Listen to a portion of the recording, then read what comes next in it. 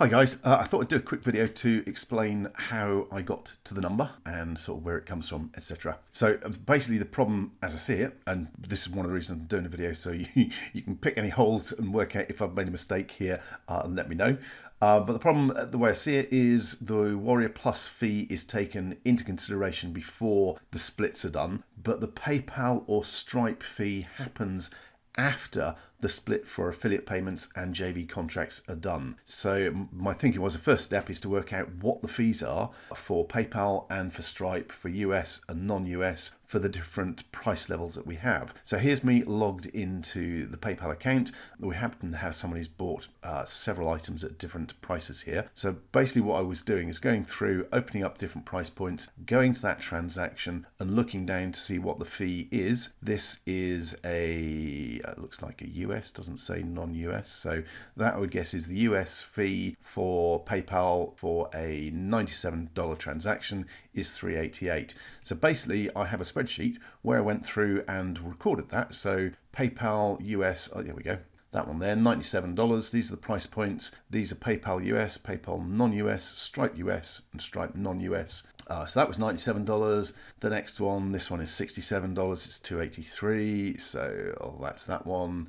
Looks like these will obviously be all US because it's the same person. Oh, I've just realised that's off the bottom of the screen, isn't it? That doesn't help. I scrolled that one up. That's the $3.88, so you can see that one. Let's scroll this one up. This is $67. That's $2.83. This one is $37. It's $178, etc. Now let me quickly see if I can find a non-US one. And actually, before I do, this is a good example of why it's also not simple, because this is not a transaction point that we have within PCD. This is one of my other products with a different partner, so that's a $17 one. So we can't sort of take a blanket account of what the transaction fees are in total, because that includes my project with Tony Marriott, my projects with Alex, etc. Okay, so here's a $27 that is non-US, so that's, if I scroll up, you can see it's non-US. And at $27, the fee is $184. So if we go back here, 27 non-US PayPal, $184. I think the next one's the same. Yeah, this is another one, non-US, etc. So basically that's what I've done with PayPal, gone through all the different price points, found the different fees for US and non-US. Then I've gone ahead and done the same thing on Stripe. So Stripe, same sort of process, bring up all the transactions, right click and open them in a new window.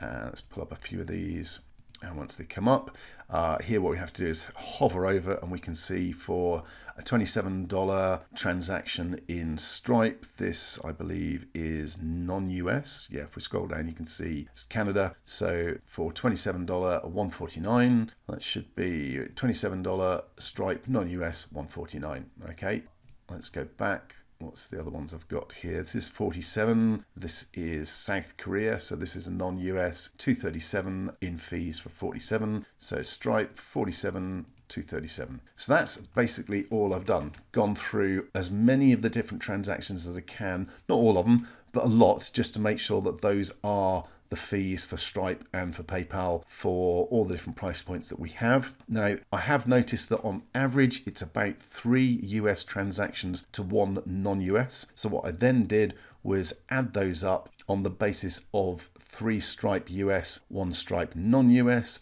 the same with PayPal, add them all up, divided by 8 to give me an average fee for that level of transaction. And basically I've then gone through and repeated that process. You can see the calculation here, very simple one. Repeated that process for all the different transaction levels. So my next step was to work out how many transactions we have at each of those price points between the 1st of June and I went for the 22nd of November before we started the auto prompt kit launch, because obviously we've also got to take into account what's happened with Simon's JV contract for that. So I'll come back, we'll chat about that separately. This is just to cover everything up to the 22nd of November to get straight. Okay, so I went into Warrior Plus and brought up the vendor stats from 1st of June to the 22nd of the 11th. And if we click on the little plus next to each of these, it will show us how many transactions we have in each price level. So then it's simply a question of taking all of those across to my spreadsheet, where if I move this up a little bit, you can see I've got another page which is for the actual transactions and the number of transactions at each price point. Now for the $2.99 versus $4.99, I had to actually manually go through Stripe and PayPal to find out how many $4.99 sales we'd had. So that I did corroborate to make sure that it was in fact 18, because fees are quite a bit more. So basically we've had 716 at 27, 250 at 67, 60 at 97, etc. I've then simply multiplied those by that average fee to give a total, which gives us a total of 3,877. But obviously that needs to be divided by 4. So if those figures are correct and you're happy with them, each of you does owe me $969. Please, thank you, etc. But as I say, I wanted to do this video so you can actually see my thought process and how I've gone through to work out the figure, just in case I've got the calculation wrong or anything like that. So I'm happy to throw you a copy of this spreadsheet if you want, or answer any questions, or have another look at it if there's something that you think I've done wrong. Hopefully, though, this will at least get sorted out, and moving forward we can get set up with a new company and just make it a lot simpler in the long run. Thanks very much for watching.